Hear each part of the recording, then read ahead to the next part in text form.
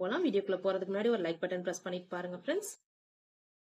With the help of the given outline, write a story giving suitable title. A crow finds a piece of cheese. ... ன்னு கொடுத்துட்டு flies to a tree. ...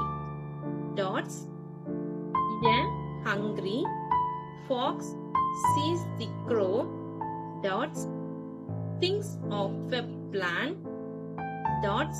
praise him. ... request him to sing. ... the crow very pleased. ... open its beak. ... the cheese falls down. ... for pick up. ... runs away. So இது உங்களுக்கு ஸ்டோரியை வந்துட்டு எப்படி கொடுத்திருக்காங்கன்னா ஒரு hint மாதிரி கொடுத்திருக்காங்க. அவுட்லைன், ஒரு ஸ்டோரியோட அவுட்லைன் மட்டும் கொடுத்திருக்காங்க.